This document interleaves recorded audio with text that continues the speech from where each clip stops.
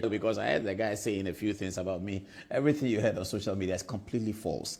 And this is the kind of journalism that these days we have. They say they call it jandam or something like that, where I wasn't trained like that. There's no training I've had in journalism that says, go and say something that's not true, say it plenty times and it will look like it's true. I've never, in my journalism career practice, said anything that's untrue, anything I've done on the touch screen. We don't say untrue things. We're not trained to say untrue things. We're trained to analyze. But he just says anything that's not true. And people have been telling me that, is it because of the Sami JP match? I don't know. But he said that I've left my house. My family is gone. My wife is gone. All that is completely untrue. This evening, I've seen Adenta Kumi do a video to respond. But beyond that being untrue, let us deal with the matters. You know, here's a guy who publishes anything. Now, we have heard that apart from having a bench warrant against him, issued directly by the High Court, by Justice Baffoe, a Court of Appeal judge, sitting as an additional High Court judge, issuing a bench warrant against this fugitive from justice. He did come to town. We know he came to town. He did. And Justice Baffoe Bonny is the acting Chief Justice. And is that Baffoe Bonny's photograph? Okay. Yes, that's not Baffoe Bonny's photograph. So this is Justice Baffoe Bonny, who is the acting Chief Justice. Now, we hear something we don't believe.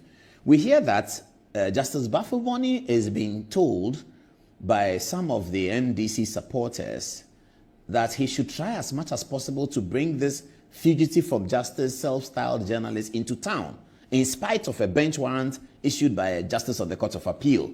We are hoping that this is not true. And we understand that lawyer Tamaklo, Eduji Tamaklo, is it true that you are also working,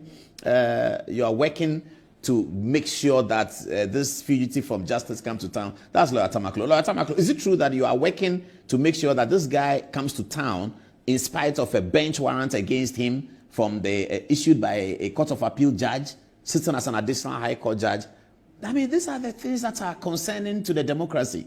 This guy that we are talking about, he sits in America, he has a platform, and then he says everything.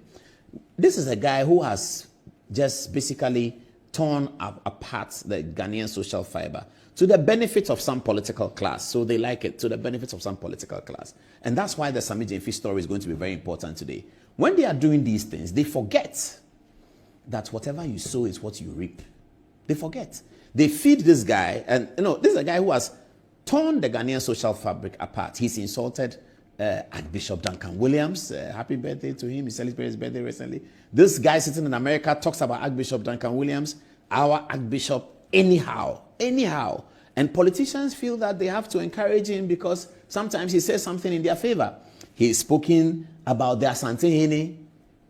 He talks about the Asante Hene. Anyhow, the key people who hold our social fiber together, this guy sits in America, talks about them anyhow. Because there's no threshold. He just talks, and nobody holds him accountable. He doesn't live in the country. So many defamation suits have been filed against him. Maybe I'm going to add mine. It's all sitting here. When we said that he had run away into Ghana, he was not able to talk about it. This guy has a loud mouth. He talks about everything. He was told that you came to Ghana and you ran away. And I'm hearing from some of the ministers that we even thought were responsible, that some of them said that it is they who asked him to leave because they can't have him here. And he hasn't said anything about it. He's tried to come to Ghana and told the government that they should give him an appointment so that you have an immunity. I mean, you cannot live in Ghana and do that kind of journalism. He has to know that, and therefore, he has to come and face the bench warrants. I hope that the things we are hearing that Justice Baffoe Bonny is being told by some of the people in the ruling party that he should try hard and do something as acting Chief Justice to bring the guy into town so that he can live in Ghana and all of that. I hope those things are not true. I know Justice Baffoe Bonny a little bit. The lawyers who know me have told me that he would never agree to bring somebody who has offended the courts and against whom a bench warrant has been issued by a Justice Baffoe, a Court of Appeal judge. That Justice Baffoe Bonny will never do that. And that's the issue. This is Justice Baffoe who issued the bench warrant against him for the contempt of the court. And there are many defamation suits against him. He says in America, he says everything. Please, everything he says is not true. That's what they call their style of justice. It's called jandam. I understand that it means you say the thing that is not true, say it so many times. This guy, we also hear that Ibrahim Mahama sends him money to buy a bundle. Apparently, he wants money to buy a bundle, so he gets $180, $130 from... Ibrahim Mahama is a generous guy. Everybody knows that. So Ibrahim's generosity buys him bundle to do his program. I don't know whether Ibrahim knows the kinds of things he says about people like the Asante-Hene, people like Duncan Williams, who Ibrahim Mahama understands are an important aspect of our social democracy, our social fiber. He understands that. But he sends him bundle money. I mean, if I was to ask Ibrahim for bundle money, I'm sure he'll send me. So he sends him bundle money, so he gets $120 to buy a bundle and then do, I know of another businessman. I mean, he thinks that we know everything that happens around what he does. But those are not newsworthy. They are not things that come into the news. So we don't talk about them. So he gets some bundle every now and then, and he does what he does. And so everything he says about me or my home is not true. And I mean, sometimes I can understand, you know, I've been doing this for a long time. So when you do these things for a long time and by the grace of God, you are successful, you become the benchmark. You had A+. A+ was saying that when he was sleeping in some car at first light, at that time in those days, apparently when he means that when he was a nobody, I was already doing Paul Adomochi on Good Evening Ghana. Of course, Good Evening Ghana is since 2001, so it's long. And then he says that he has overtaken me in life and he has become a member of parliament. Thank God for that. I'm happy that I have been the benchmark. The young men were coming up. They want to be like Paul Adomochi, so they overtake Paul Adomochi and they're happy. It's great. It's fantastic for me to motivate them to come and overtake me. So A+ says he was in some sleeping at first light. And he has been sleeping there small. He has come to overtake me because he is a member of parliament. Oh my goodness. Ghana is very interesting and very funny. Same with this guy in America. I think that in his mind, he wants to be able to do the things. When he was a child, he was watching Good Evening Ghana. He thought that so the way to do it is jandam, say things that are not true and they are very wild. And these days, because you can get some money from YouTube, if it's so wild, people watch. But the $120 Ibrahim gives him for bundle, I think he should take the money and use it to broadcast something important about Ghana. If he's talking about Ghana, it should be more important, not things that are completely untrue, basically untrue, just so that he gets attention. Send him this book. I'm reading a book entitled The Prime Minister's 300 Years of Political Leadership, The Prime Ministers of Britain. It's written by Lindale. Send it to him in America that he should read some of these things. When he reads them, maybe it will help. I don't know whether he'll be able to comprehend the material in the document, but it's okay. Anyway, all right. Filler. You come and you listen to the filler and you realize that there's nothing in it because the facts are wrong. The idea behind it is foolish. Since when did we start attacking people's family because of politics or in the name of I have filler, political filler? How did Paul Adomochi leaving his wife or his wife leaving him become important to Ghanaians? That is a family issue. How did they become important to Ghanaians? Charlie, sometimes some of these things are not necessary. But the point is that the filler is wrong. I am a star witness. Last 2 weeks, Sister Rose, their house at Teshi, I was there. The party, I was there. Just this weekend, I'll show you a picture. She was posting her husband. This one there is not on her status, posting she and her husband. So when did they leave? Or they left today? The divorce happened today. Charlie, some of these content is not necessary. Or what would you get from going after Paul? Paul is a man enough to stay in Ghana after NDC came to power. You NDC, your own party is in power, and you can't come to Ghana. You can't come to Ghana. David Della, you can't come to Ghana. You are not a man. Unya Bema. Unya Bema, can you bush your sem? And I call the Becasem. Or no Paul Adomochi. A bushray idea soon Bumano. He believes in family. If Paul does something that his wife doesn't like, he knows how to apologize. He is the kind of person that believes in the nature and the content of family. When you move with him, you realize that at every point in time, he's messaging his wife, he's messaging his kids.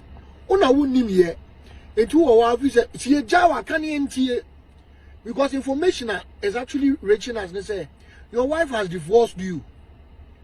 So because your wife has divorced you, that is coming out, you're not putting it on another person. Charlie, you're sick. Kobna Eduboahen, is okay. Let me go to the touch screen.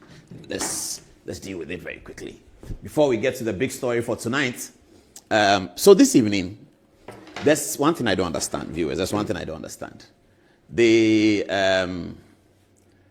Dominic Ayine, the Attorney General, is charging Kwabena Dubois. This evening, Dominic Ayine and his team have taken statements from Kwabena Dubois about something about Ghana Water. Not one, two. Press conference one. Kwabena Dubois is a thief. He has done this, he has done that, he has done that, he has done that. Okay, we are waiting. Then they've arrested him, they keep him there. Then he comes, press conference two. Yes, I told you Kwabena Dubois is a thief. He has done this, he has done that, he has done that. Two press conferences, the guy wasn't charged. Eventually the guy was charged. Then the guy responds and says that you don't even understand what the money was used for. You are powerful, you have shoulder pad. Agra, that will get you. Agra, that will get you means a lot. Because this is a republic. Today you are here, tomorrow you'll be here. So you have to be careful in the way in which you manage the laws of states and what you use things for. So they said they wanted to keep Kwabena Dubois again. They want to keep him. So the court said, okay, I'll let you keep him for 1 week. Okay. 1 week has come. Release Kwabena Dubois. So they release him. They are not ready to file their witness statements. That means they are not ready to proceed with the trial. The judge then says that, no, you can't do that. Now I'm giving you up to 20th May. You have to file your witness statements. So Kwabena Dubois must be on bail. File your witness. They said, oh, my lord, there's one more thing. This guy, he took money from Ghana Water. It's 650 every day he took it. So we have charged him. The court said, yeah, you can charge him. Charge him. Then this evening is the first time they are taking a statement from Kwabena Dubois on the Ghana Water. Today is the first day that they are taking a statement from him. Today. They've kept the guy in the police cell, in the Iroko cell for 4 weeks. They've come to court and said, we want to keep him for another 1 week on the same matter. The 1 week finishes. Proceed on that matter that you have charged him on. They say, no, my lord, we have to keep him again because you see, the Ghana Water matter too is there. The Ghana Water matter about which the Attorney General has held a press conference, it is today before he is taking a statement from the guy. Is that how prosecution should work? Is that how prosecution works? Which prosecution have you seen in the Fourth Republic works like that? Should we do a documentary on all the prosecutions? I've just found those videos of Akufo-Addo and Safo Sampon, the former DPP. I'm happy I found them. I have found the Betty Mold videos. So we have to put a documentary together for viewers and Ghanaians to see that this has been the trajectory of prosecutions in the Fourth Republic. And you will see that none of those prosecutions had an Attorney General prosecuting in the court of public opinion. None of them. None. NDC MPP, none. And there was none in which case an accused person was concerned that I have been kept in, I have been arrested, I have been kept in, I have been done. No. There was one unfortunate incident of Chachu Chikata being arrested in the church. That was in 2001. This is 2025. Since 2001, MPP have done prosecutions. Since 2001, NDC have done prosecutions. And in none of these prosecution cases would you find the kind of bizarre thing that we are seeing here. That the guy, you say that the guy has stolen money from Ghana Water Company. This is a national security guy. Who is the complainant? You cannot try this case without bringing the national security coordinator into the court. Do we want a court where the national security coordinator is in the box and has to answer questions from a defense lawyer? Have we ever seen that in Ghana before? Have we seen that in Ghana before? I'm not saying that if you have the national security, you can do anything you like. No. But national security is very powerful because it's a state institution. So they carry the power of everyone. So they are powerful enough to nip Kwabena Dubois in the bud. National security coordinator can call him without telling us anything and collect whatever money that Kwabena Dubois if he has stolen from him.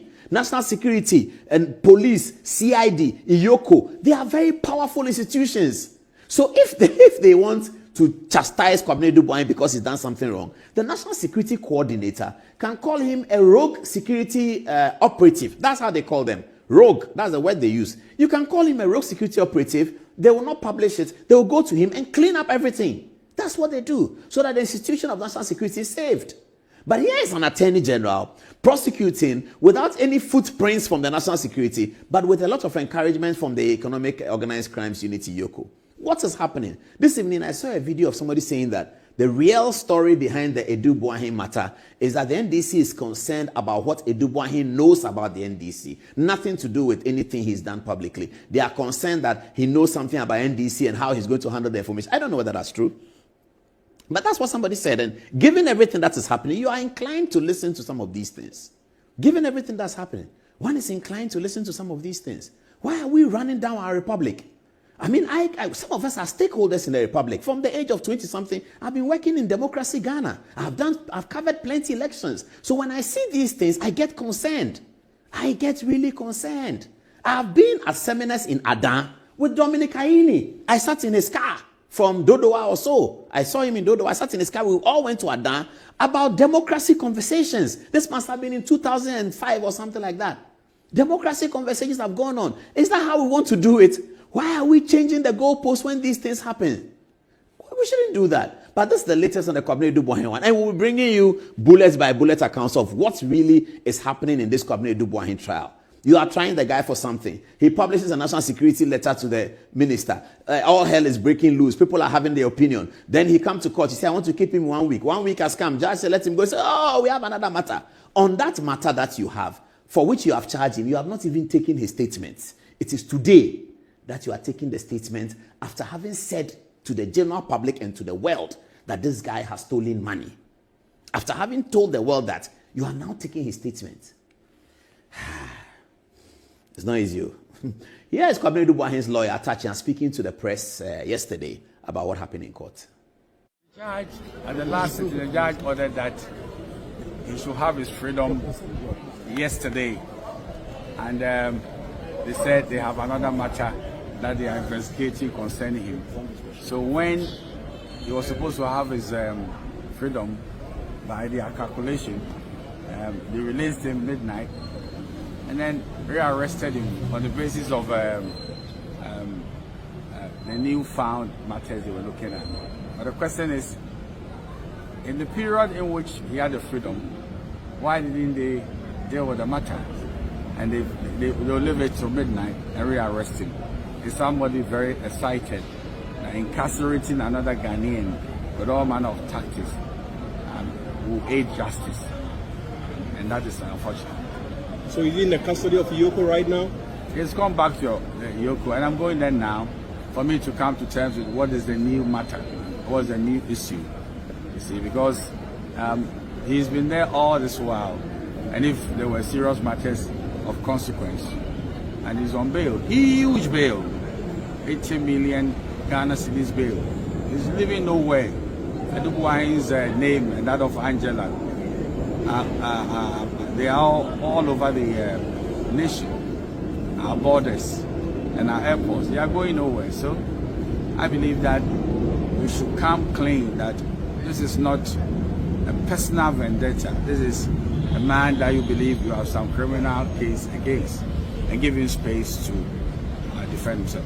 And give him also the freedom that now the Supreme Court has decided that there's no case which is not bailable, including murders. Provided always they will exact on you conditions for you to appear before the court.